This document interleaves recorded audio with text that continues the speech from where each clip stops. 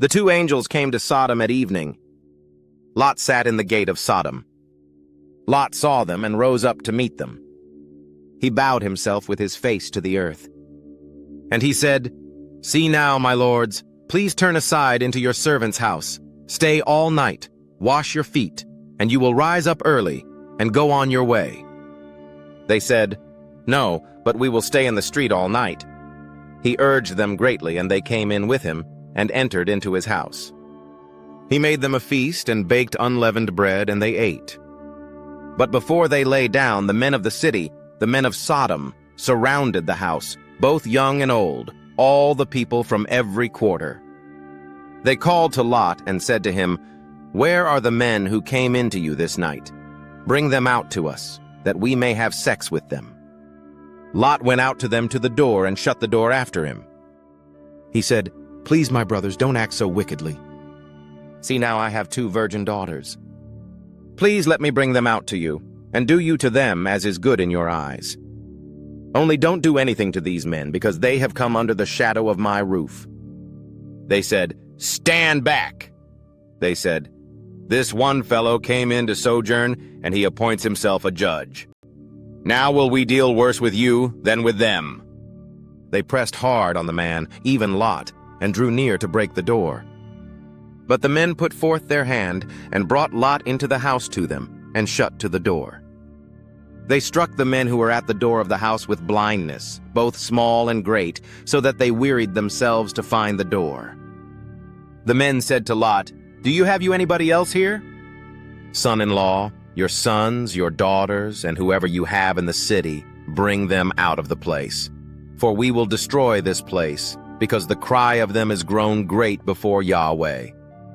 Yahweh has sent us to destroy it." Lot went out and spoke to his sons-in-law, who married his daughters, and said, "Get up, get out of this place, for Yahweh will destroy the city." But he seemed to his sons-in-law to be joking. When the morning arose, then the angels hurried Lot, saying, "Arise, take your wife and your 2 daughters who are here, lest you be consumed in the iniquity of the city." But he lingered, and the men laid hold on his hand, and on the hand of his wife, and on the hand of his 2 daughters, Yahweh being merciful to him.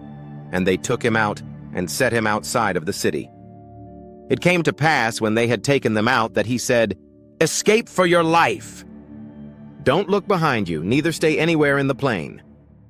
Escape to the mountain, lest you be consumed." Lot said to them, "Oh, not so, my lord. See now, your servant has found favor in your sight, and you have magnified your loving kindness, which you have showed to me in saving my life. I can't escape to the mountain, lest evil overtake me and I die. See now, this city is near to flee to, and it is a little one. Oh, let me escape there, isn't it a little one? And my soul will live." He said to him, "Behold, I have accepted you concerning this thing also, that I will not overthrow the city of which you have spoken. Hurry, escape there, for I can't do anything until you get there." Therefore the name of the city was called Zoar. The sun was risen on the earth when Lot came to Zoar. Then Yahweh rained on Sodom and on Gomorrah sulfur and fire from Yahweh out of the sky.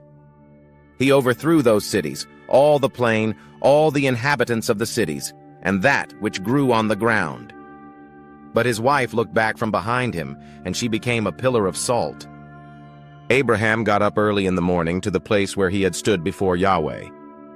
He looked toward Sodom and Gomorrah, and toward all the land of the plain, and looked, and saw that the smoke of the land went up as the smoke of a furnace.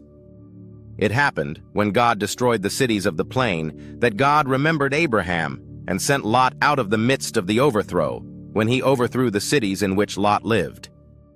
Lot went up out of Zoar and lived in the mountain, and his 2 daughters with him, for he was afraid to live in Zoar. He lived in a cave with his 2 daughters. The firstborn said to the younger, "Our father is old, and there is not a man in the earth to come in to us after the manner of all the earth. Come, let's make our father drink wine, and we will lie with him, that we may preserve our father's seed." They made their father drink wine that night, and the firstborn went in and lay with her father. He didn't know when she lay down, nor when she arose.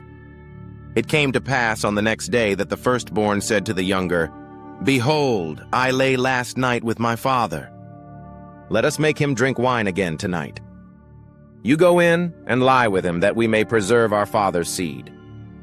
They made their father drink wine that night also. The younger arose and lay with him.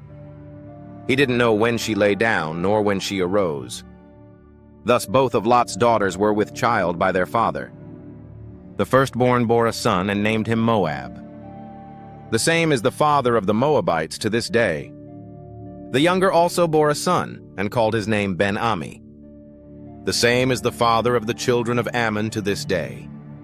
If this message touched your heart, don't forget to like and subscribe to the channel. Here you'll find many other inspiring stories from the Bible, told with love and emotion. Turn on the bell to receive each new video and join us on this journey of faith and learning.